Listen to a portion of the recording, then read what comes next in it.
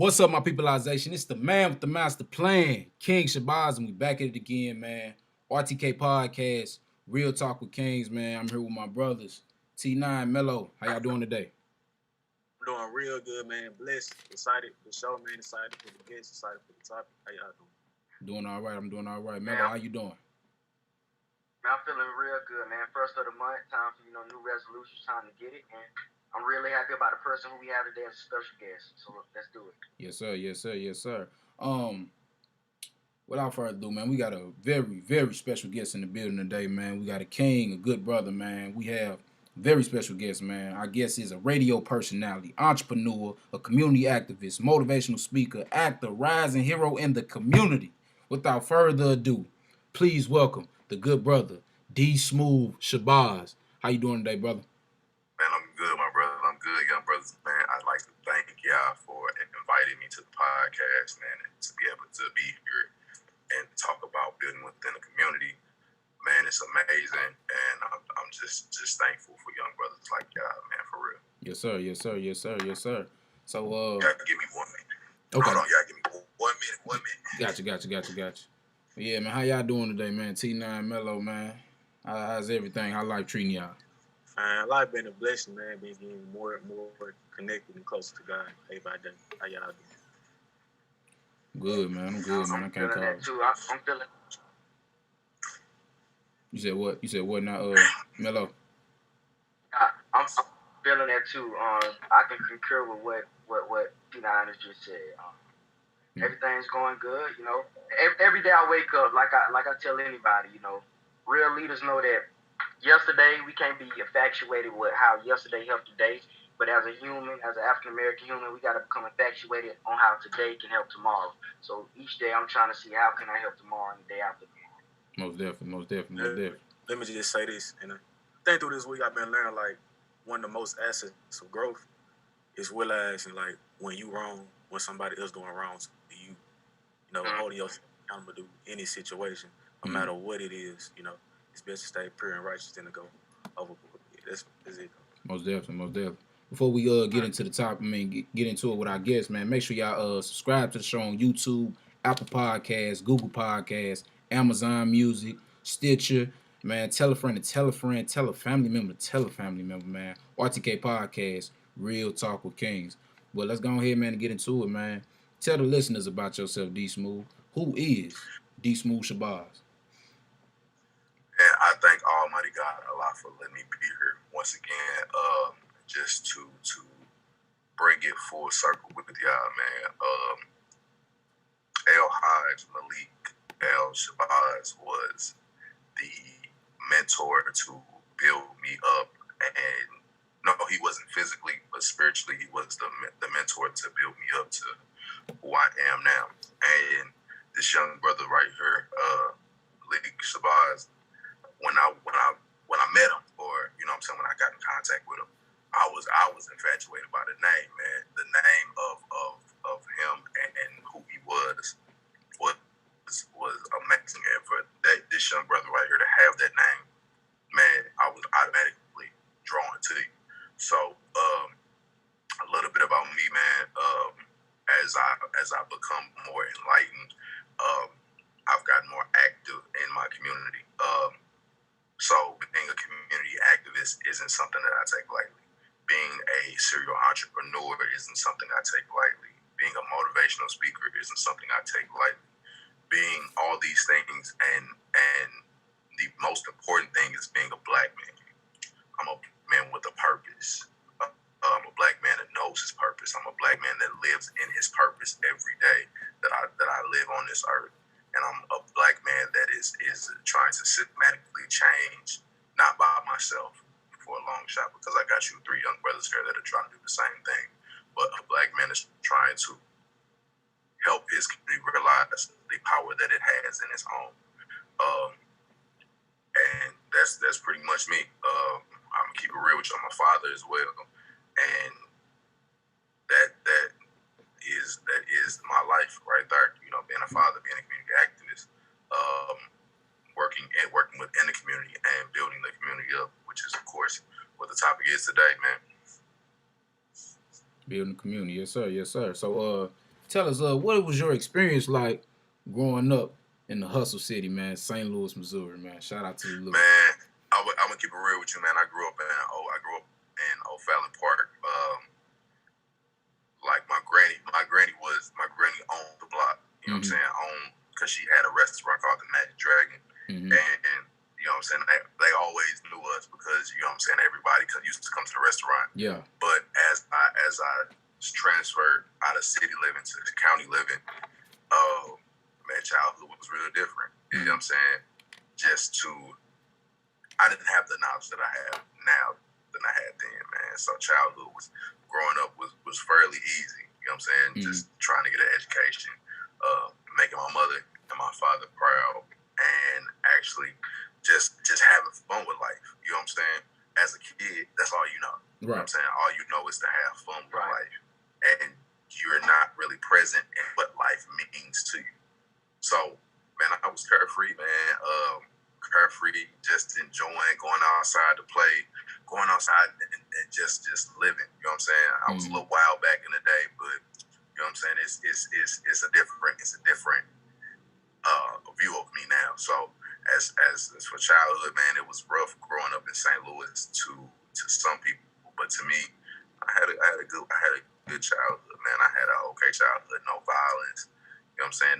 Nothing that really pushed me to say, man, I can't deal with St. Louis. I can't be in St. Louis. I gotta leave St. Louis. You know what I'm saying? I didn't have those experiences, those normal experiences that a lot of people have.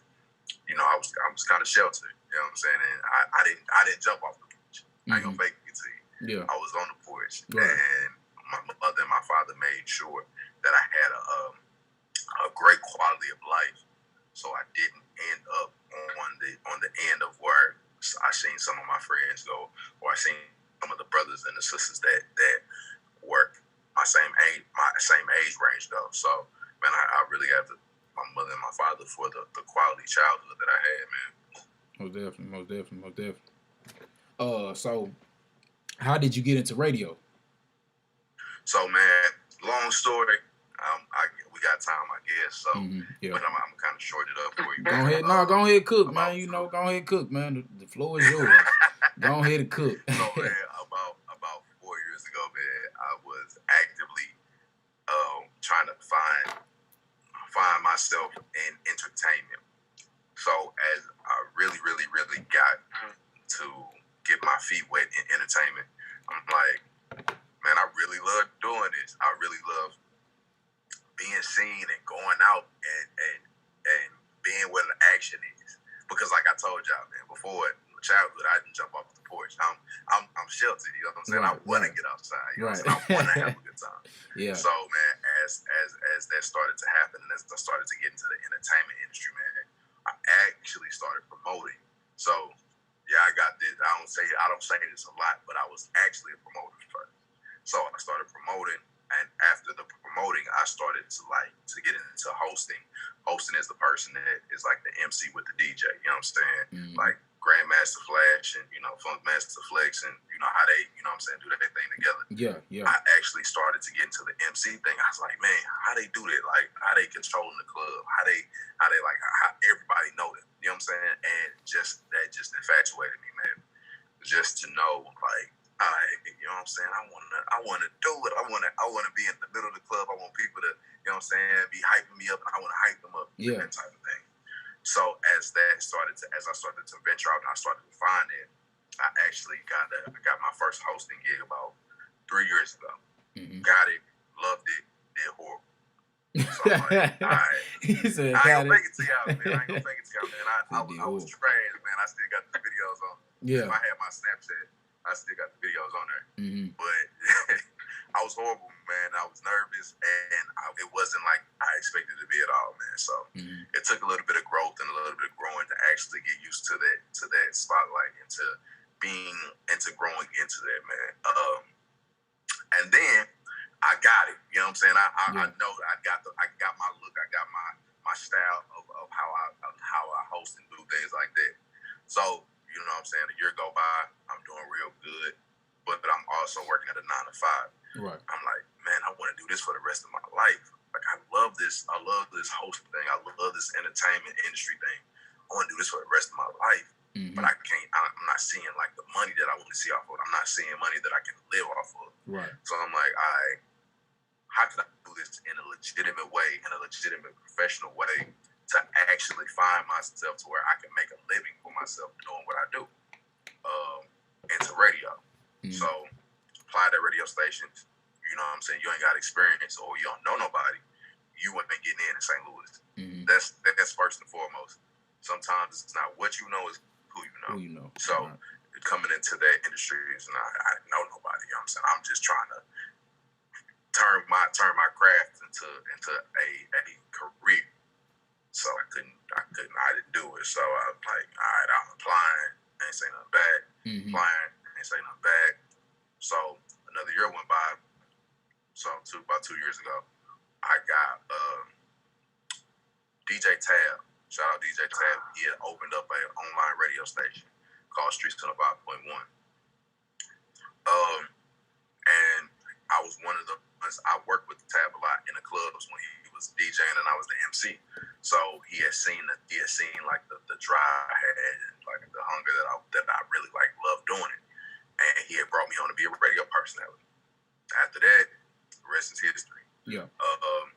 I just really loved what I did, and I really enjoyed, you know what I'm saying, being behind the mic and actually being in control and using my voice to at that time I wasn't trying to, you know what I'm saying, I wasn't on the change of what I was now, but I was actively trying to get to that level. So I was loving radio at the beginning of what I was doing. Right.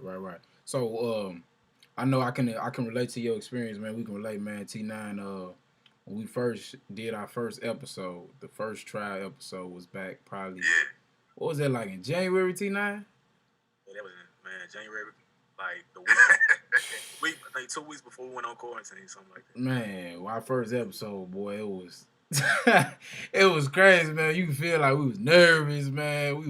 The organization was all over the place. Topics is all over the place. So man, exactly. So we can relate to that. You know what I'm saying? How you said, man, you just bombed it. You know, your first episode. I mean, your first hosting event. But as we got more and more depth into it, you know, we continue to get our feet wet and get more comfortable with it. So by the time we did our first official episode, it wasn't all the way there, but it was better than that first one in January. So then it's just as we progress from March all the way up to now, man, you can just hear the organization better, the placement of the show, the content, the audio, everything just improved, man. So like I said, I totally understand what you're talking about. I see, man, T9 got a mic, man. I like that. Yeah. He made sure the mic was in the focus and everything, bro.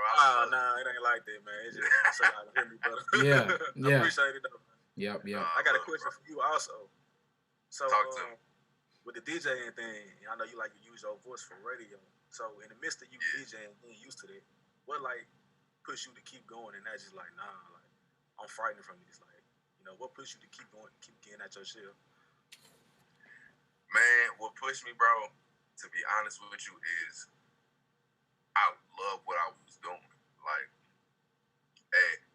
you know what I'm saying? I was really trying to find something. Back then, man, I was trying to find something to actually spend my life doing. I had a job, you know what I'm saying? I don't tell a lot of people this, but I'm gonna get you out of the game, man. I had a job at the post office. I was a mail carrier, bro. So I'm like, I'm doing what I got to do to survive. You know what I'm saying? I'm making sure they pay good money, but that's modern day slavery. If I ain't never seen it, the post office is modern day slavery. But I was doing that and then going to host. You know what I'm saying? So I'm like I said, this is what I want to do with my whole life.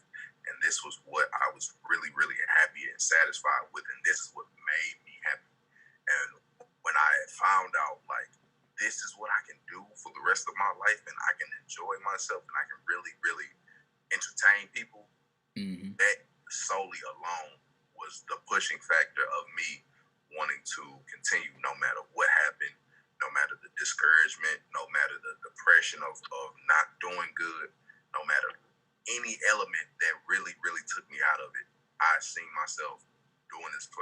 life. And once you see yourself doing something for the rest of your life, you really, really stay focused and you really give it your all.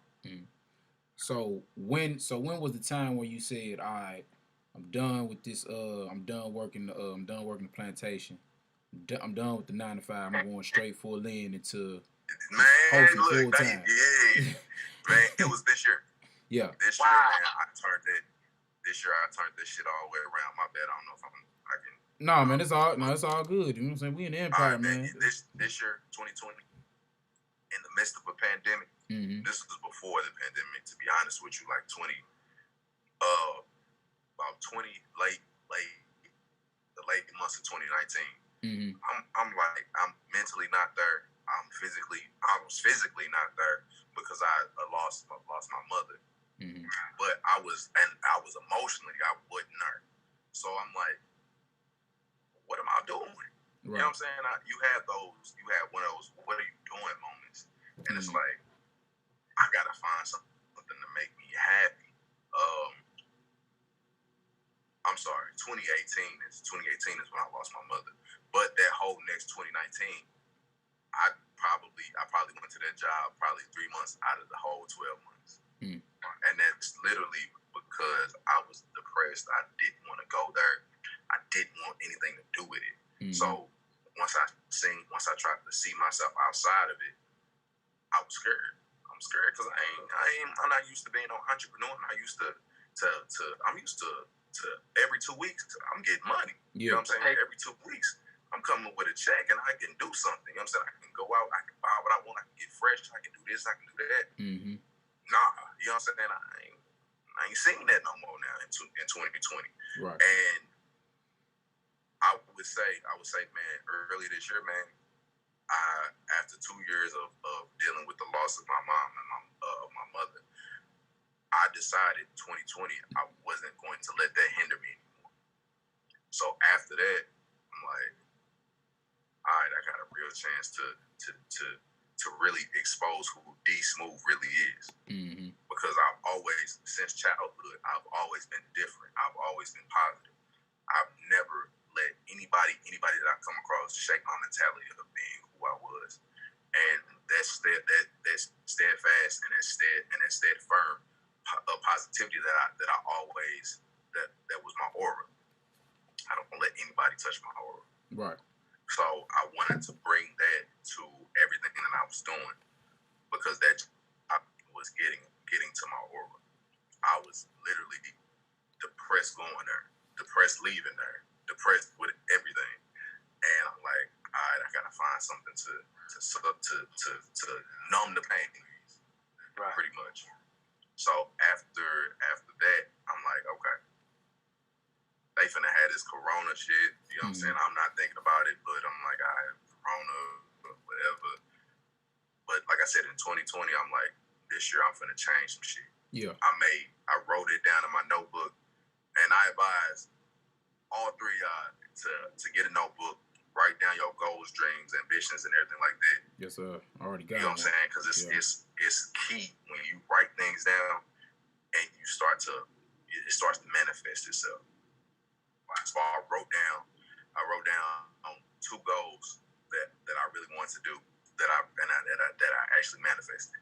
I wrote down that I wanted to travel more because I've never been outside of St. Louis to actually have fun. You know what I'm saying? To actually, you know what I'm saying, do what I wanted to do at being at the age that I am. You know what I'm saying? So I've been on family vacations, and you know that ain't real traveling. That's just, you know what I'm saying, you going with your people. Yeah, it's family. So, you gotta go. Yeah. You know what I'm saying? I needed new experiences this year. I needed to live life this year, and I needed that to change because the last 2 years I was fucked up. Frank, I ain't gonna lie to you, I was done. And not to the point I thought about killing myself, but I was fucked up. Right. So as that started to happen, and as I started to really, really sit down and realize, okay, I made these goals. How am I going to go about getting them? Right. So man, I'm like, all right, let's start traveling. Went to my first NBA game in Oklahoma. Went to New York in February. Went to the George Floyd the same week of in Minneapolis. And still I went to ATL. So I've started to live that out. You know what I'm saying? I started to actually to live my vision, live my words, what I wrote down. And that's when I knew I was like, damn, I got the power to do this myself. I literally have the power to actually go forward and live with what I've chosen to put in myself. So man, after this year, after March, after when Corona really hit, I'm like, I'm never going back to that job. Yeah, they got me fucked up. Yeah, I ain't going back. So I'm like, what am I finna dedicate all this energy to? I'm finna get it up at the radio station. We ain't got that. We ain't doing like that. People ain't going up there. People ain't really interacting with the station. They not really showing the station love. All right, I'm finna get it off the mud myself. Right. I'm finna bring everybody in St. Louis up to that station. If you're doing something positive, if you're doing something encouraging for the community, if you are really, really for the community, if you're really about change, and if you really sick of the STL narrative of us being versus every negative stereotype in the world, I'm finna change this shit. Yeah. So as I started to live in that truth and that purpose, things just started to come to fruition for me, man. Yes, sir. Yes, sir, man. Yes, sir. Salute to you. Much salute to you. Much props to you, brother. But I gotta ask you, because I went through a similar thing when my father passed my senior year of high school. Actually, my condolences to you, man. Appreciate it. So, tell the people and tell the listeners how important it is to invest into your mental health. You know what I'm saying? Especially the times we're living in, us as black people in America. How important it is to invest in your mental health and your well-being.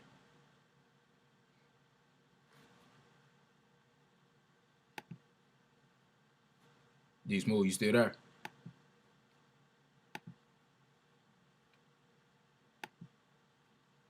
Okay, we got some technical difficulties. Yeah, man, I went through a similar thing as well when my father had passed. You know, was just feeling like down and in the, you know what I'm saying, down in the slums, Right. and you just like, man, I can't, feel like ain't no way out, man. I can't push forward, you know. So it's important to always know where you come from and those good times that you had within, you know what I'm saying, within yourself. We lost brother Dsmoovee. But yeah, man, it's important to know where you come from and what you're all about. So you got to dig deep and look at those people who been in your life, man, who really cherished you and keep you pushing forward, and use that as a flame to the fire to keep pushing, to keep going, man. That's what it's all about, man. So, Malik, even like when your father died, you was 17, 18. That's still inevitable. You still need that father figure. And with it being your father, everything resembles your father. Even when you write your name on a piece of paper, it's still the name that was given from your father. What helped you go day by day, knowing that like physically he's not here? But what helped you get that fuel that the man who taught me everything I really needed to know, he's no longer here? What helped you get the motivation, like, even though he's not here, I will implement and I will put those same necessities into myself? He always told me, like, man, you know what I'm saying, that's the game of life, you know. It's trials and tribulations with the game of life, and you got to keep pushing, you got to keep moving forward, you know what I'm saying? So giving up and, oh man, life is hard and I just can't move forward, you know. He always taught us, like, man, this is what life is all about, and you got to keep pushing, you got to keep striving, you got to keep going, man, because life gonna challenge you, you know what I'm saying? It's all about trials and tribulations, you know what I'm saying? No living creature walks on this earth without going through some type of trials and adversity in life, and that's what it's all about, you know what I'm saying? So I just remember those things he taught me, you know, because he was preparing us for our death preparing us for his death way before he was even sick or anything was wrong with him. You know what I'm saying? He was like, man, hey, mom and daddy not gonna always be around, but y'all gotta keep your head up, stay together, remember what I taught y'all, keep pushing forward and keep going. And that gave me that type of encouragement, you know, to keep going and keep fighting and keep pushing, you know.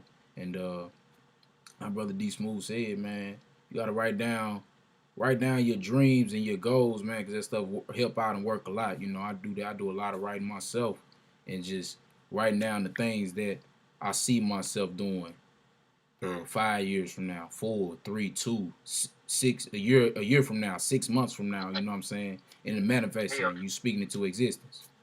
You know, I believe in manifestation a lot. You know. And proclaiming. Yes, sir. Yes, sir. Most definitely. Most definitely. But I like. Go ahead, T9. Now for the issue, man, like what lesson that stuck out to you the most that you remember from your pops teaching you growing up? Like that lesson, like your main, you know, lesson that I always, man, my pops taught me that you always think about it day to day. Man, it's like it was so many jewels, man. You know what I'm saying? It's like it's just hard to pick from one, but you know what I'm saying? What's that one lesson that just like, hey, you know, I want to make sure I still, you know, like what was that one lesson? Man, staying true to yourself, man, and staying a solid individual. You know what I'm saying? Never compromising yourself for nothing in the world. You know what I'm saying? You know, so just always being solid, staying 100. Hold on.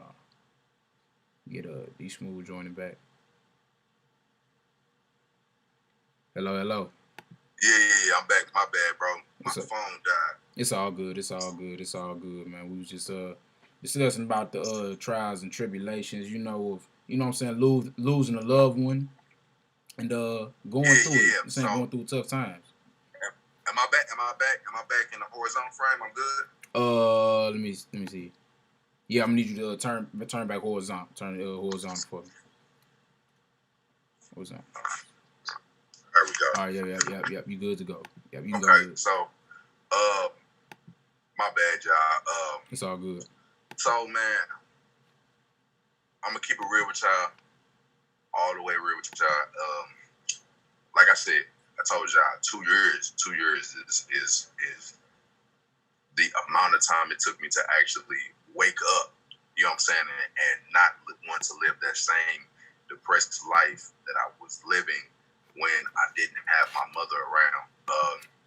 Losing somebody that brought you in this world, man, is the most difficult thing ever. Because from my experience, that was the first time I actually dealt with death. Was losing my mom. You know, you lose people that you don't see on a daily basis.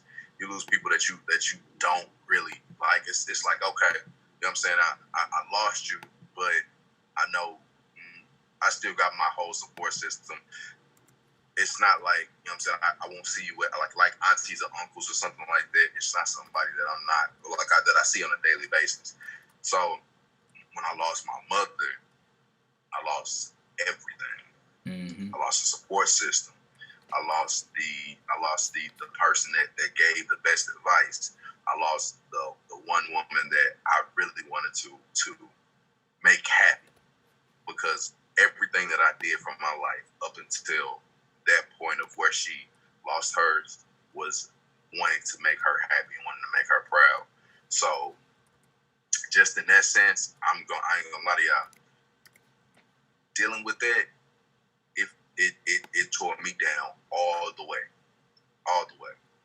And to make me realize that I was lost, I had to realize that this is a part of life. Losing people are a part of life, and it's something that you have to eventually deal with. So when I got the means to actually deal with that 2 years later, or for me, it happened a little bit. Let me correct myself. I woke up when I had my daughter 3 months after she passed. But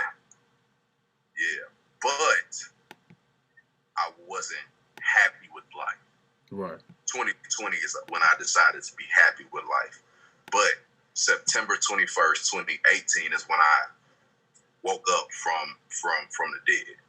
And I can literally tell y'all, bro, that trial and that tribulation was something that I'm probably still gonna run between or run over every now and then, because that's not something that you can actually heal from. it just gets better with time. Right. It doesn't actually heal you. Exactly. You know what I'm saying? You know the famous saying, man. You know what I'm saying? Everything gets better with time. Yeah. You forget a lot of things with time. Time heals all wounds. Yep. Time mends some wounds, but it doesn't heal all of them. You know what I'm saying? Because you are consistently going to think about the things that you wanted to do for that person, or the things that you promised that person that you can no longer give that person because they're not here, or the life that you wanted to live with that person because they're no longer here. Right. Death is a part of life, and I'm blessed to be able to say that I can, because at one time I didn't want to be a part of the life without my mother. Mm-hmm. You know what I'm saying? Because that was the life, that was the lifestyle that I wasn't used to living. And when you're not used to living a lifestyle, you get scared. When you're not, because change is scary. If you're not used to change, you're going to lose. You're going to back up and go back to where you're comfortable with it. I couldn't go back to where I was comfortable with because my comfortability was gone. So man, it's really, really, really, really, really rough, man. And that is when I became an advocate for mental health. Mm-hmm. And I don't know if y'all brothers got problems. Everybody has problems. If your skin is like this, you got a problem. You know what I'm saying? So I advise all black men to actually seek a therapist or speak with somebody that is relative that can relate to you, because I didn't believe in depression in 2016, 2017, 2015, 2014. Yeah. Every year before I lost my mom, I'm having a happy-go-lucky year. You know what I'm saying? I'm like, nigga, I can't see how these people are depressed, and like how they not enjoying life, and like how it's not going right, and how they complaining about they depressed or anxiety and everything like that. Then boom, it hit me. And I'm like, oh man, this is real. Yeah. This is real. And it took that having to hit me for me to have that compassion and to have that realization that I need to get my mind checked out, because I'm going through traumatic experiences and I'm just letting it roll off my shoulder like, all right, time gonna heal it. You know what I'm saying? I'm gonna be better with time. Nah, I got to talk to somebody. I got to get this off my chest. I need to let somebody know how I feel, and I need to grow mental. I need to have that mental stability and that mental check-in with myself and with somebody else, so I can let my feelings be known, and I can go on to live a healthy life in here. Because if I ain't got it here, I can't do nothing out there. Right. All right. So, quick question, Dsmoovee. Like, your mom died, then you bring your daughter into the world, then you quit your only form or only source of consistent pay, and then you start your own business. So it's like with you doing all of these things, what are you telling yourself day by day to keep you afloat? And these are the same things that we can tell, other African American kids who are going through the same thing. Man, Money, I like that. Money. I love that question, man. One thing I kept in my head, bro, was the picture of success. Ooh. Money, I'm not gonna lie to you, bro. Everybody that knew me called me stupid as hell for leaving the post office because it was good money. And then at the fact that I had a daughter on top of that, I had the most responsibility that I've ever had. And on top of that, I got a house now because my mom left me the house. So I'm not used to paying big bills. I'm paying big boy bills now. And I got a daughter. You know what I'm saying? And I quit my only source of income. Mm-hmm. Right. Nigga, they thought I was, they was like, what are you doing? Are you okay? But I had to seek my own happiness, regardless of what anybody else says, regardless of what my aunties, uncles, cousins, people from off the street, people who think they know Dsmoovee Shabazz, regardless of what they think, I was happy when I let that burden go, and when I started to find out what I wanted in life. So, to answer your question, bro, you day after day after day after day, I told myself I'm gonna make it. I'm not going to let this time of where I'm not able to do for my daughter, and I'm not able to help my brother out with the house because he now has to move in because I can't maintain every 2-week paycheck, or I can't do everything that I used to do because of what I was doing. I'm not going to let any of that deter me from my true happiness. Right. And you cannot. You have to have literally tunnel vision. And money, keep in mind, bro, my daughter, like I said, my daughter is the thing that put the color back in my eyes when I was down below. My daughter was the only thing that literally snapped me back into this reality. And to not be able to provide like I used to for her was some of the darkest days ever. But in the darkness, you're always going to find light. And I was light to myself. I didn't have to have anybody because this is how I always lived my life. Mm-hmm. I always told myself I'm going to be okay. I'm going to make it. I'm going to do what I need to do so I can make sure it may be 10 years, it may be 5, maybe 10 years down the line. That struggle that I had, I'll never have another one again. And I'll never put my daughter or her mother through anything like that again. Or I'll never put my brother or my family through anything like that again. So it's that struggle that you got. It's inevitable. I'm gonna tell my daughter this when she gets old enough. Life is a struggle, and you're never going to make anything that's worth having without having a struggle. Mm-hmm. So that's the underlining message is that the struggle is part of your success. So you gotta embrace it and walk it.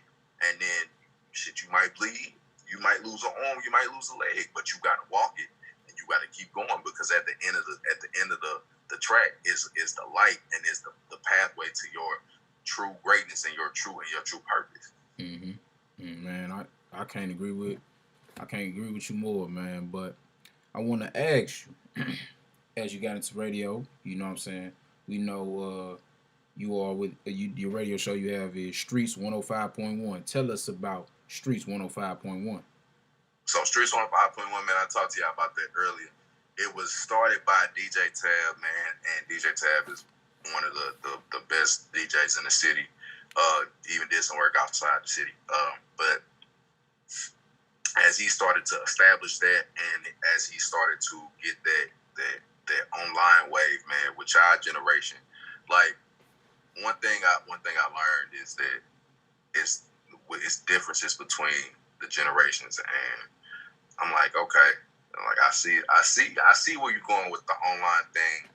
Mm-hmm. I'd rather be FM because you know what I'm saying. I always, you know what I'm saying, dreamed of, you know what I'm saying, have my voice. You can turn the dial and then you can hear me, you know what I'm saying? Yeah. But I took what I can get because that's the level I was at, so I couldn't rush the process. Mm-hmm. So man, Streets 105.1 is an online radio station, man, and we have over 2 million streams now, probably over 3 million now, man. We are sponsored by the St. Louis Department City of Health.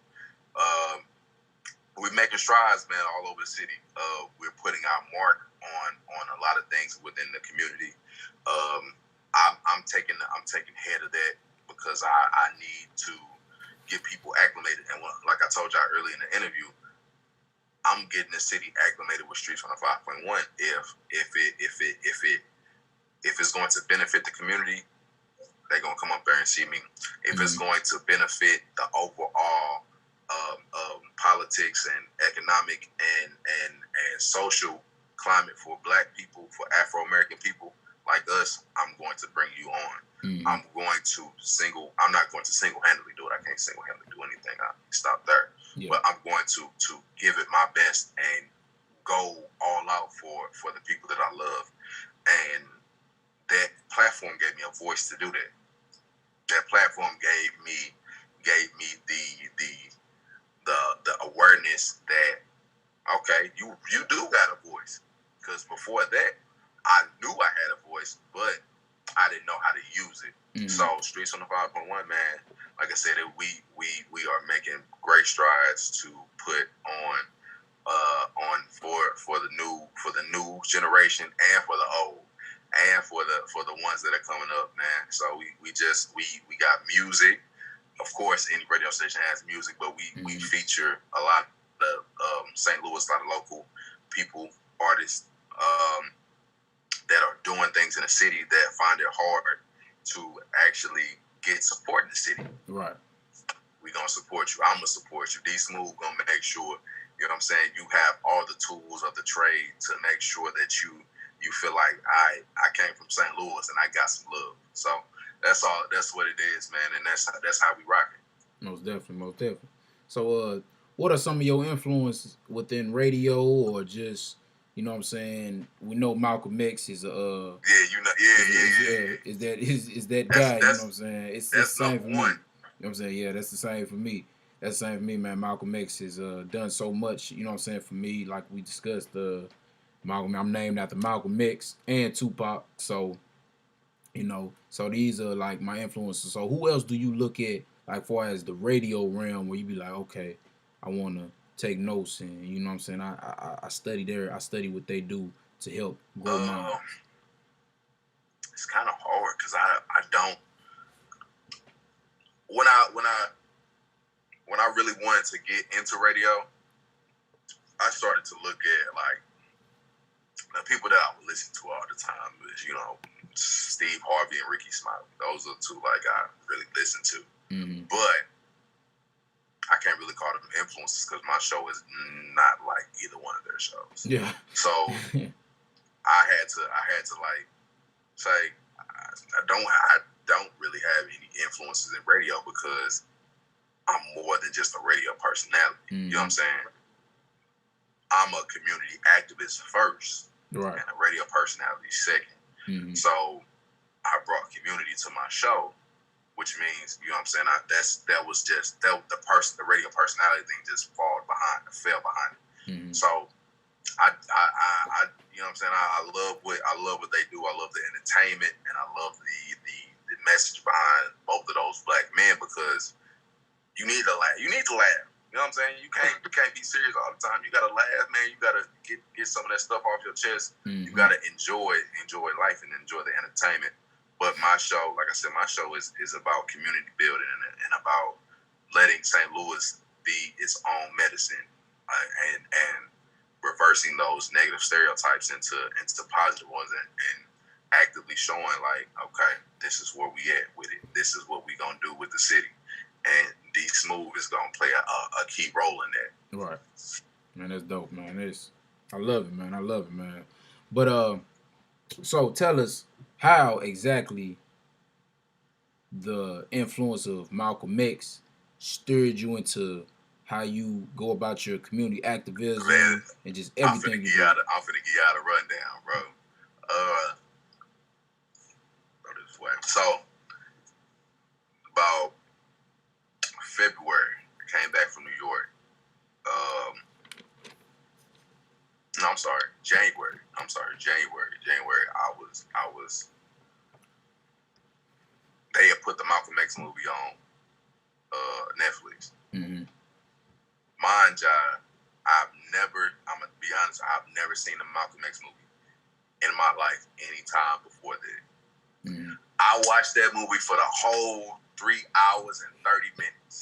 And I was entranced by how America does not even give this man his just due for everything that he has said. How they tried to make black people shun this man for everything that he said. Mm-hmm. For trying to pit two black men together, as in Martin Luther King and Malcolm X. Mm-hmm. And Malcolm X's peace. Martin Luther King is peace. Malcolm X is violence. And I said, what? Yeah. So I looked at that movie and I just became entranced. I just became just entranced with his life. And I'm like, what? Why don't I know about him? Why don't I know anything about Malcolm X? Why isn't it a holiday after Malcolm X? Why haven't I seen a street in St. Louis called Malcolm X Boulevard? Why isn't Malcolm X celebrated as a black hero in our community for everything that he said and done? Why isn't he celebrated like Martin Luther King? You know what I'm saying? Right.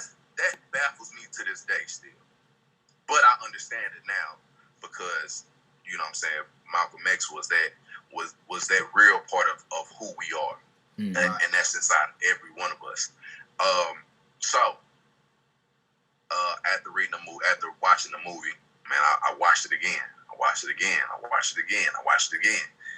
Man, I watched that movie so many times, man. I could literally tell you his life in every stage of it because that man was just so incredible. So I get the book. I'm like, you know what I'm saying? I'm playing around with it. I'm like, cool. I got the book now. I'm ready to read it, but I'm not no reader. You know what I'm saying? I'm like, man, I'm not in college. That's the reason why I didn't go to school. I went to school, but I didn't go, finish college. Because I'm not finna do all that. I'm not, you know what I'm saying? I'm like, there's a lot of pages too.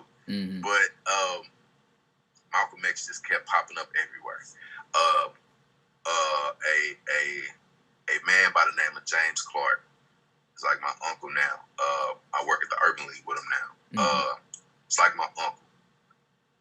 One thing he told me was about Malcolm X is he told me he read the book. And he was working at an organization called Better Family Life at the time, and I had met some pretty good people there. And Better Family Life is pretty much what Malcolm X was, the legacy that Malcolm X was leaving. That whole organization is the legacy that Malcolm X was leaving, and they are actively trying to follow in that direction. But he had told me that he had read that book and it had changed his life. At that very moment, because James Clark was such an influential figure in St. Louis history of trying to de-escalate violence, trying to change the community, and everything that I was trying to do at the time, and everything that Malcolm X had woke up in me. When I read the book, I just kept on reading, and I took it everywhere I went with me. And this is why we were in quarantine the first in March or something like that. And I'm like, he real. Yeah. Like this man was a pimp, a gambler. This man did everything 30 in the book, and then found the pot of Almighty Allah and changed his life. Do you know what that did for me, bro? As a black man, like I'm like, I just got done losing the most influential person in my life. I just got done with the hardest 2 years of my life, and I'm sitting here wondering where to go. Malcolm X was like that sunshine coming on a cloudy day. Yeah. He and I thank Almighty God Allah for that, because I just couldn't put the book down. And I'm reading, and I'm just loving everything you're saying. I'm underlining stuff. I got quotes. I got everything about this man's life locked down to a science, and it's like, this man is an idol. How can they not praise this man for everything that he said and done for our people? And man, I just really, really, really just loved that man. And I've never met a man that I've loved and cared for as much as Malcolm X. And I've never met that man. I've never, you know what I'm saying? I know he was here. I know what he did. But I love that man. And I love what he's done for the Afro-American people. And that's the reason why I don't say African American anymore. In the book, I read that one of the things that really, really changed his mindset when he had went to Mecca for his spiritual retribution, and for his Hajj. Was that when he got done with the Hajj, He went to Africa and started to tour all these places and became a U.S. ambassador. Well, became an ambassador for the black people and for the people of our cause. And I learned that, you know what I'm saying, they find that word African is disrespectful. So if y'all ever wondered why his organization, OAAU, is called the Organization of Afro-American Unity, is because he named it that because of the disrespect that Africans looked on as being called African American. Mm-hmm. So I really adopted probably a lot of everything that I believe in now from Malcolm X.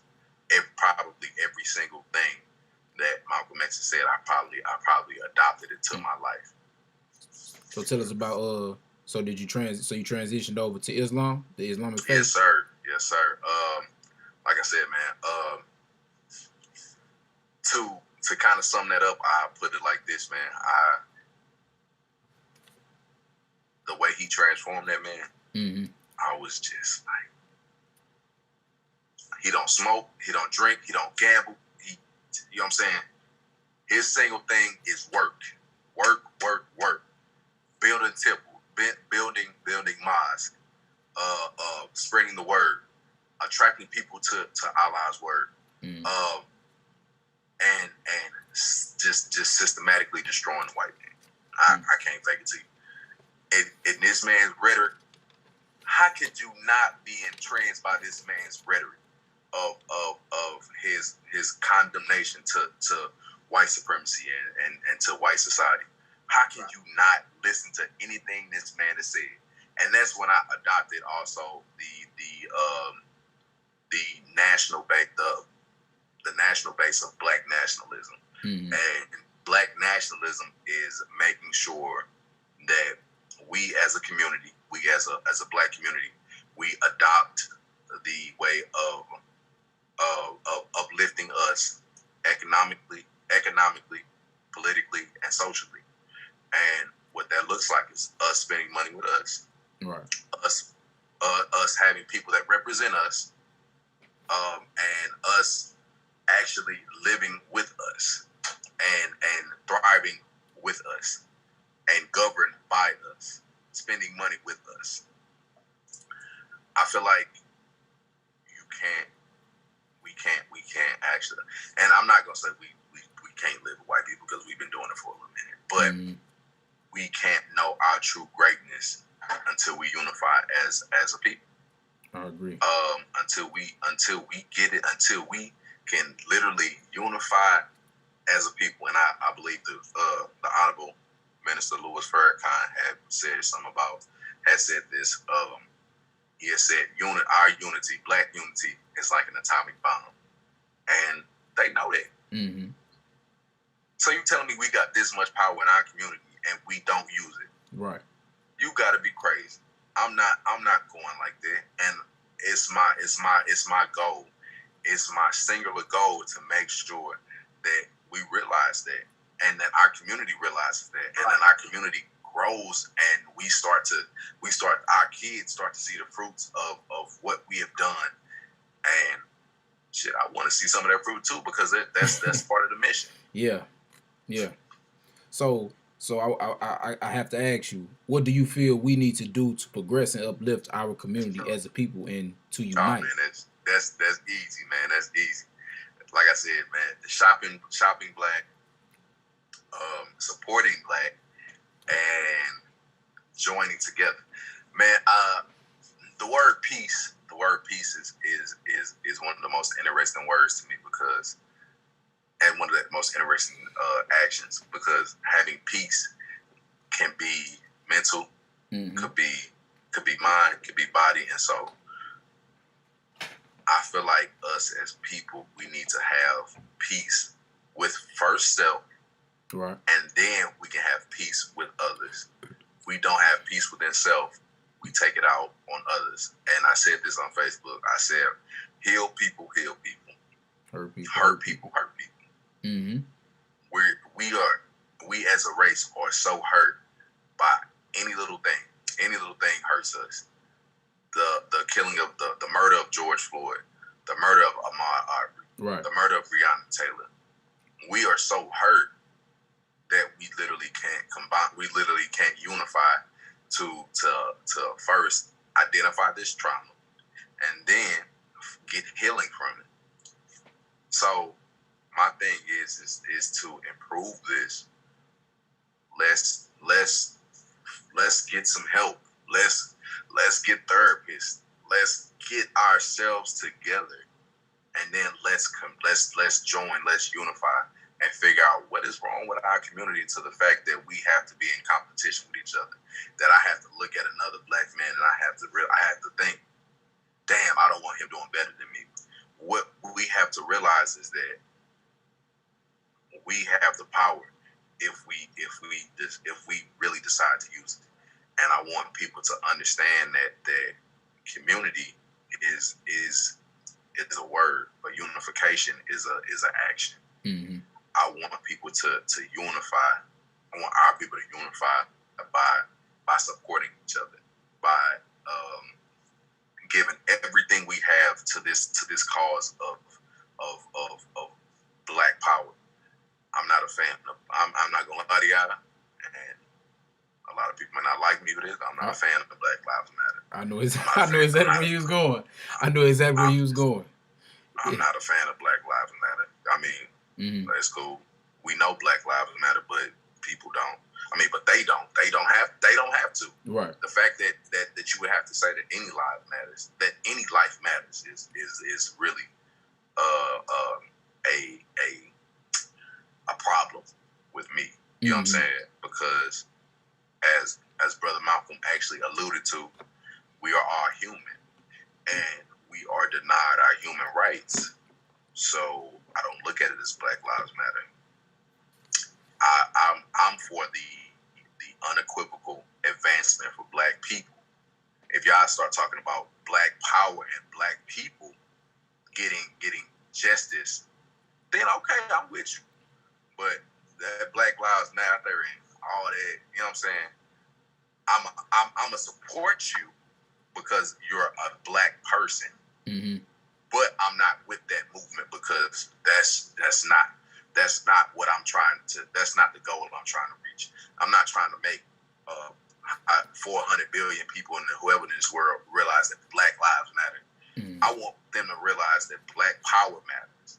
Black dollars matter. Black businesses matter.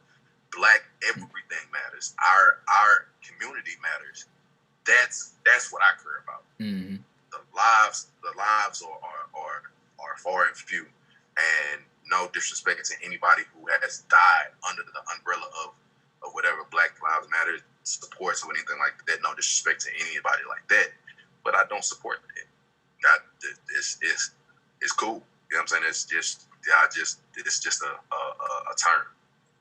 Let's talk about some rights for Black people. Let's talk about reparations and y'all want to let's do that. Let's talk about some Black people being president or some Black people actually finding power within themselves. Right. Then we can talk all day. You know what I'm saying? I mean, then we can get action. We can. Well, I support you all day. I'm sorry, I ain't gonna say we talk. We that talking too much, but that action of having Black people realize, or having Black people in positions of power. I see you then. I see. I'm happy to say Black power. Black power matters, or that type of thing. But yeah, man, I'm not so far. I'm so far and few removed from that Black Lives Matter stuff. That's cool. No, I agree with you, man. Though it's all about action and making things happen instead of just talking about it. Let's actually be about it. You know what I'm saying? It's only so much where you can have the knowledge, but it doesn't mean anything if you don't apply that knowledge to make actual change, whether it's in, you know what I'm saying, social justices, economic power, financial literacy, anything with sports, music, whatever you're doing, you have to apply and obtain that knowledge. Once you obtain that knowledge, you have to apply it and use it, or it's just a waste of space. But I want to talk to you. I want to talk to you about ask you about your entrepreneurship and your clothing brand, man. Tell us about your clothing brand, man. Get us hip to the drip, man. So, man, yeah. Get us hip to the drip, bro. I love how you be talking, bro. Like really want you to stick with that, bro. Like, and then, like they said, what's up, my people? I say, I love that, bro. Yeah. Like, you get me every time with that, bro. I ain't gonna fake it. Appreciate I'm like, man, this dude, man. Yeah. I like it, bro. I like Appreciate where you're going with it. So, man, let me compliment you on that Man, first, appreciate it, bro. But the clothing line, man, I ain't gonna lie to you, I've taken steps back from it. But this is when I was like really, really trying to figure out how I could put Dsmoovee in the household. Mm-hmm. I wanted to actually expand on the brand. The brand was called The Smoothest. I give you out a background of the title of why I call it The Smoothest, man. It's a lot of people that call themselves smooth. It's a lot of people that say they smooth, and you know what I'm saying. Mm-hmm. Rick Ross calls himself the biggest boss. Yeah. You know what I'm saying. It's no refuting that. You know what I'm saying. When he says that, you know that. Mm-hmm. So when I call myself the smoothest, I'm not refuting that I'm Dsmoovee. Ain't nobody else smooth. Right. So I was like, okay, Yeah. I gotta market that. I gotta market that mindset and let people know. You know what I'm saying? I'm the smoothest. Ain't nobody else comparing with. Yeah. Ain't nobody else messing with. Yeah. So as I started to do that, I started to like, you know what I'm saying? I'm real big on fashion. I always make sure I look good. You look good, you feel good, you play good, they pay good. You know what I'm saying? So I always make sure I look up to par to where I'm good. You know what I'm saying? So Yes, sir. I started to get it on my jackets, on tracksuits, on things like that. And as I really started to get higher and higher fashion, I'm like, man, where else can I put this at?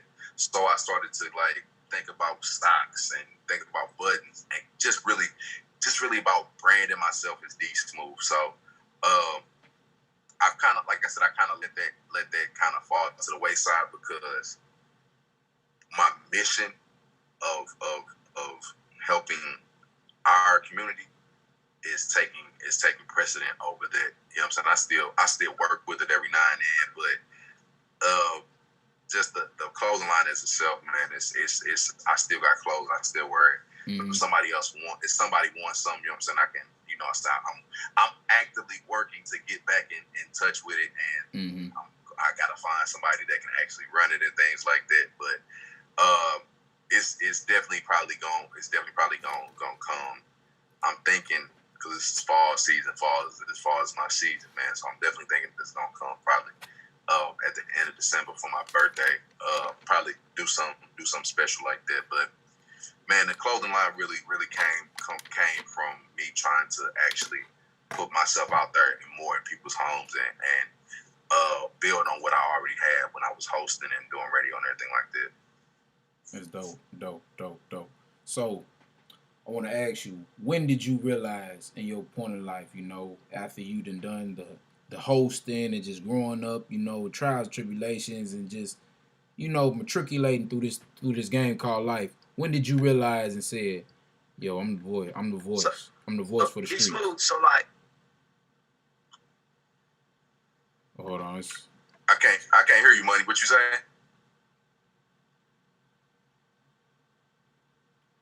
Money froze. What was Money saying? Oh. I'm not even sure. He done froze. Mello done froze on us. But going through this game called life, man, I want to ask you. Yeah, you hear me now? Hold on, you break. Okay, hold on. Yeah, Mello, you breaking up? You hear me now? Yeah, we can hear you a little bit. Yeah, what he said. I'm giving out what? What did you say, bro? Okay. Yeah, Mello delayed. Okay, so while he delayed, yeah, y'all hear me now? It's like you going in and out, Mello.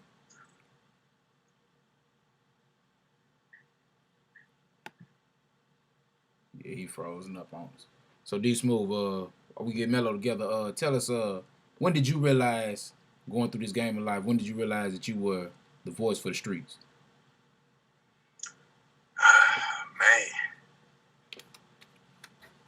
Man, you want to know something funny, bro? Probably like about two weeks ago. I looked at 2 weeks ago, 3 weeks ago. I looked at the list of people that I had up there, man, and and I went down my Instagram archives, and I was like, man, I've worked with so many people, and I've literally, a lot of people tell me, man, you know what I'm saying, I'm never gonna forget this experience. I appreciate the experience when I give them an interview or when I bring them up to the station. Or, you know what I'm saying, they get their first interview and they get shown love for the first time. Mm-hmm. A lot of people really say, I'm never gonna forget this. And to me, I'm just doing the work. Right. You know what I'm saying? I don't look at what's down the line. It's about right now, what's focused in front of you, and it's about doing the work. And I'm like, okay, you know what I'm saying? I'm hearing it. I'm hearing it when I go out. I'm hearing it when I'm, you know what I'm saying, on the social media, and then I'm hearing it from my family. And it's just like, keep going, keep going, keep going. And I sat there, man, and realized, like, about this is when I started reading the unapologetic Muhammad's book. I started reading. I'm like, I'm really touching on something, and to realize it at this moment, man, it could be scary, bro, because it's certain factors that certain walls that I gotta break down to get my people where I want them to see themselves. Mm-hmm. So I decided I'm willing to take that walk. If I live, die, kill me today, kill me 80 years from now for anything that I've done to help Black people realize who they are. That legacy that I would leave with them, I feel like Brother Malcolm, is what I live for. I live for a legacy, to leave a legacy for my daughter, you know what I'm saying, and for the people that I love to represent our people, our Afro-American people. I just really, really, really sat there and thought about everything that I've done so far. You know what I'm saying? And I got a list. I had somebody who was organizing a list of people, and I realized I did over 300 interviews, Mm-hmm. and within the span of 6 months, or maybe 5-6 months, and every connection is like a new door open. Right. I'm like, I can walk through this door. I can walk through that door. I can walk through any door right now in St. Louis, and people are like, okay, that's Dsmoovee. This is the journey he's on. This is who he is now. I'm not who I was. I'm not just a host that I was back then. I'm not just a promoter. I'm somebody to these people. And when I sat back and realized that, I'm like, man, I really gotta let people know. Hey, look, I'm the voice of the streets. Mm-hmm. I'm right now in the element that I'm in, and everything that I'm doing. I'm real life the voice of the streets, and I gotta carry myself like that, and I gotta keep on giving these people what they deserve, and keep on making them realize that they are important, and keep on putting on for our people. Man. So I have a question. What are some factors that create imbalance in the Black community that you feel like every other radio station where people can touch on, so that we can one day come together? Say that one more time, T9. I said, what are some factors that create imbalance in the Black community that you feel like every radio station or that people jealousy. can touch on? Jealousy.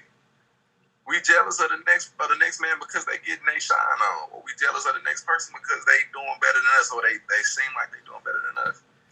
It's the jealousy, man. No other race besides Black people get mad when other Black people do good. Mm. That's true. Yeah. It's literally, that's the problem. Like, we have to refrain from, when somebody else starts to do good, or somebody else starts to grow and elevate, that we can't support them no more because they too big for us. You know what white people do when white people get millions? They get their son or their daughter millions too, or they get their next door neighbor millions because they own with them. Right. That only happens in entertainment, and that's what they've structured us to be. Is only entertainment. We only could do sports. We can only be rapping, music and rapping. That's the only two ways we getting out of the situations that we in. Mm-hmm. I agree. I'm not falling. I'm not going for that. I'm going to support you if you're an entertainer. I'm going to support you. You know what I'm saying? If you hoop or whatever, I'm going to support you. But that's not the only way that we can actually leave what white people have left us and to go on to better, bigger and better. So, man, it's the jealousy, man. It's the jealousy that we gotta leave that out of everything. We need to start getting happy for when our brother or our sister does something amazing, or they start a new business, or they start to realize that they want to be independent and try to chase after something that's never been sought after. We have to celebrate those people, and we have to encourage more people like us to start living like that. And we really gotta start getting businesses. We gotta economically get better with our money. Mm-hmm. We economically get better with our money, and we get better with our spending. And we don't spend it on the designer and everything like that, on fast cars, designers, all that. And we start to spend it with our people. Then everybody like us can buy a designer or get fast cars or whatever you want to do. And we gotta stop the jealousy, man. I agree with you. Mello, you was finna say something, bro. Yeah, you sure had something. You back now. Y'all can hear me now? Yeah, we can hear you. Yeah, we good now. Okay, so y'all, Dsmoovee, what I was asking was, I'm seeing the effect that Malcolm X in the movie had on you.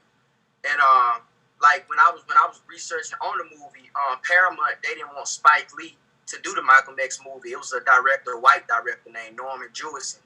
They offered $100 million. So they offered $100 million to do the Malcolm X movie. They found out Spike Lee was directing. They took the $100 million away.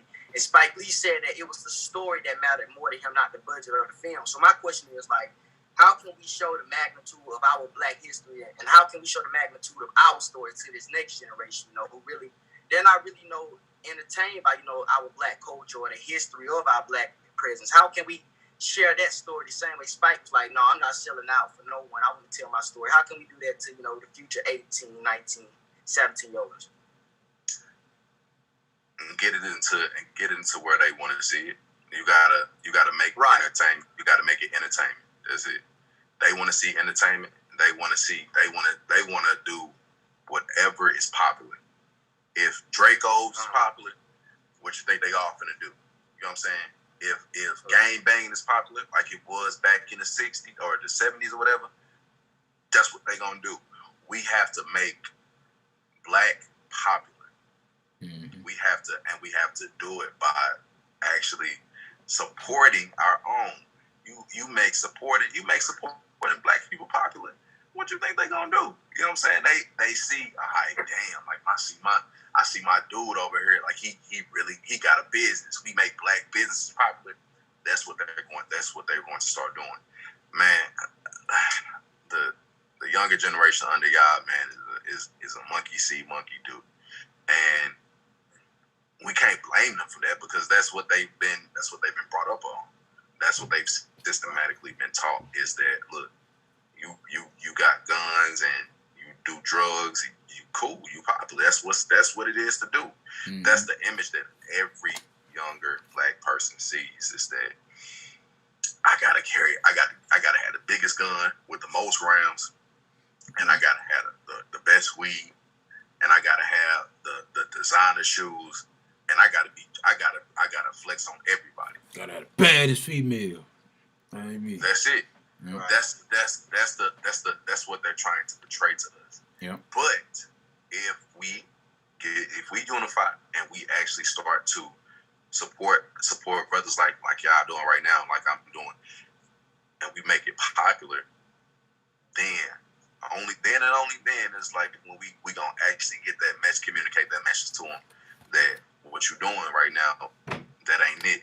What we are making, the move that we're making right now, the movement that's going on right now, this is what you need to be a part of. Right. And when they homeboys and they homegirls start talking, damn, like my old dude doing this and my big brother doing this, well, they getting involved with this movement, then it's gonna snap to them. Like, all right, what I gotta do? How can I get involved? You know what I'm saying? That's what we need. Mm-hmm, mm-hmm. Now, before we go further, man, we got to break down, man. We got to go into health, man. Health is wealth, man. We got to say, man, health is wealth, man. Your body is the number one vehicle. You can't go nowhere without your body, man. Health is wealth, man. You know, so T9, Mello, y'all already know the routine, man. What do y'all have for health is wealth for the week? Man, my health is wealth is really just like seeking help for your overall mental health in general. Because without that, you know, your brain is like your vehicle, really. It steers your whole ship. So without that, you can't make nothing happen. You know, just like seeking therapy, you know, seeking really wise counsel. You know, stay away from people who always, you know, trying to buy drip all the time. Like, talk to people who been talking about, like, owning the business, reading books about Malcolm X, who trying to promote change in the world. So mental health is my health as well. Most definitely. What about you, Mello? My mental health, I talked about it the last time I was on the show, and I actually got to really get it. I just found out that breast cancer is the leading diagnosis of cancer for Black women. And figure phone, I was telling y'all about the figure phone. It's the only 4G light African-American phone created by African-American, period. I got to touch my very first figure phone. And like the guy who was selling the figure phone, he was telling me that the radiation that it brings to you is less than any type of major iPhone or Android. So my once again, health is wealth is people, Black. You can finally support someone who has their own Black 4G light phone and it has less radiation for your body. So look up figure phone and get y'all one. Most definitely, man. And my health as well for the week is, man, agave nectar. Agave nectar is marketed for its low glycemic index, but it's high in fructose content cancels out its potential upsides. It's even healthier than an alternative for honey, higher in antioxidants, lower in fructose content, and less processed, man. So you know, and honey is good for you, you know, don't get me wrong, but it has, you know, something that's high in sugar. So you get that agave, man, you mix that into your herbal teas. I tell y'all all the time, I'm big on drinking herbal teas and getting a teaspoon of honey, you know, use that agave, man, and start incorporating that into your diet, man. It helps you out a lot, man. Less sugar, man. Dsmoovee, man, you got any health as well, man? You want to get to the people, you know what I'm saying, for the week? I don't know if y'all know, but sea moss is pretty good. Y'all try sea moss? Oh we got that. What I want to say got that. that one. Yeah, probably like we did it a couple times. I just started getting on that, bro. Yeah. So Yeah. I got some honey. I got some honey, sea moss. I'm gonna have to give me some agave nectar, man. But mental health, man. Mental health is like I said, what I advocate for. So I want to tell people, man, your mental is what keeps you going on a daily basis.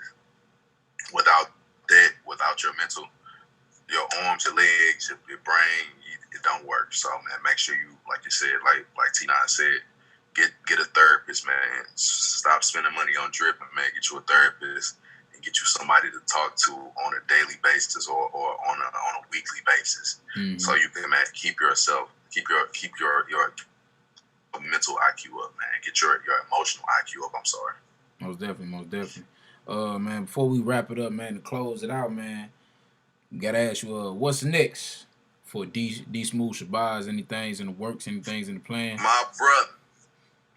So now, what's next for me, man? I told y'all, man, Malcolm X is a huge influence with me, man, and y'all heard it all through this interview. I'm going to start a nonprofit organization called the AAAU, which is the Affiliation of Afro-American Unity.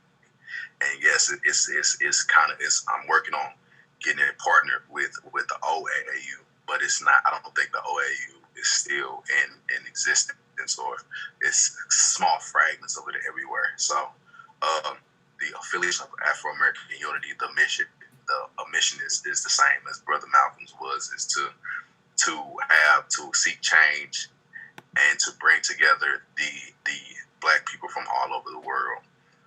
It's called Pan-Africanism. Pan-Africanism is bringing together all the Black people of the world and establishing a connect between the Afro-Americans here in America and the Afro Americans and Africa, and having a conjoined team, us having unification, and to being able to go to the United Nations and to be able to effectively change our living standards here by any means necessary, man. So that's what's next. So, and I had to end it off with the famous Malcolm X. Yeah, you already know, by any means necessary. Yes, sir, man. I love it, man. Love to hear it. Love to hear it, man. But man, before we close up the show, man, wrap it up, man. Y'all know we gotta go out, man. Give you something one time for your mind. Put something on your mental. How you thinking for the moment, man. Words of wisdom for the week. So, T9, Mello, what y'all got for words of wisdom this week? My words of wisdom are: the greatness of a man is not about how much wealth he acquires, but his integrity, his integrity, and his ability to change the people around him in a positive way. By Bob Martin. That's dope. My words of wisdom it comes from Harriet Tubman. Harriet Tubman said, "Yeah, I freed 100 slaves, and I could have freed 100 more slaves, only if they knew that they were enslaved." Love it. I love it. Man, and my words of wisdom for this week is: building a community is to the collective as a spiritual practice is to the individual. The spiritual practice is to the individual. I'm going to say that again for the people in the back who ain't hear me. Building community is to the collective as spiritual practice is to the individual.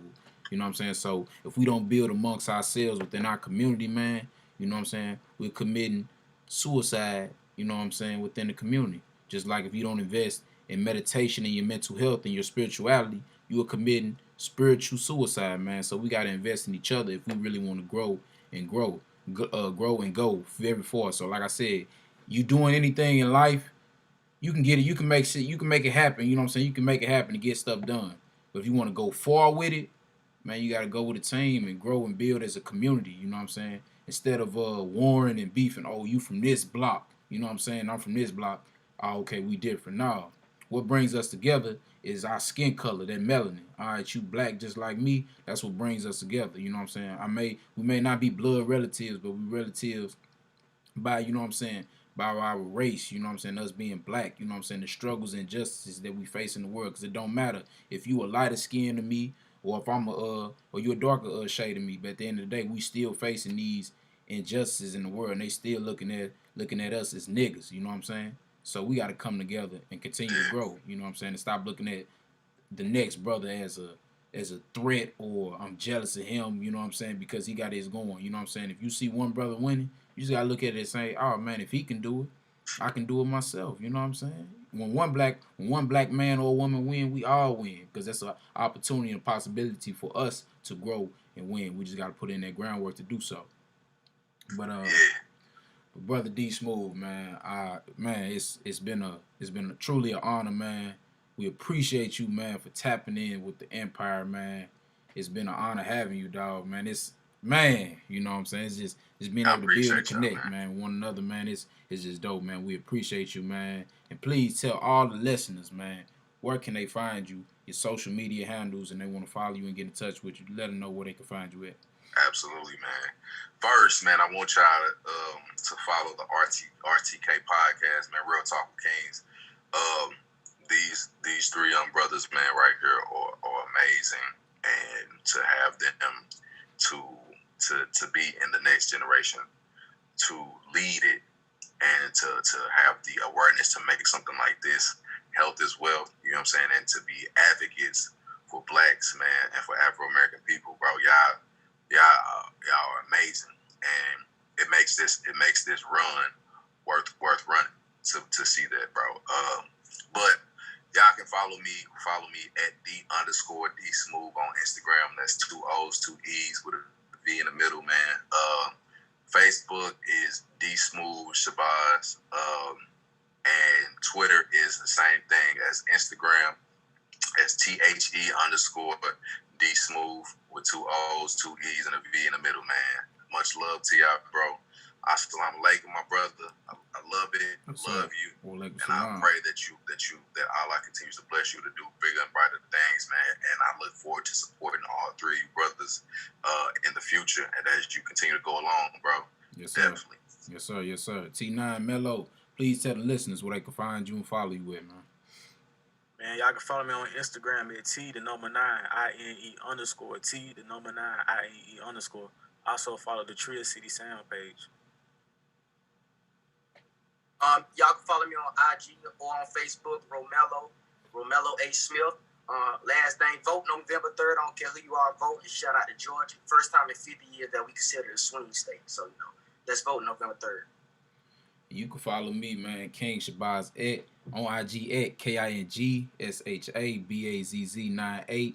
On Instagram, man, King Shabazz 98. Also, man, make sure y'all follow the RTK Podcast page on Instagram as well, man. We appreciate y'all for tuning in each and every week. Man, we love y'all. We do this for y'all, man. Tell a friend to tell a friend. Tell a family member to tell a family member. Make sure you subscribe. Hit that subscribe button. Hit the like button. Hit the bell icon to get all the new latest and notifications about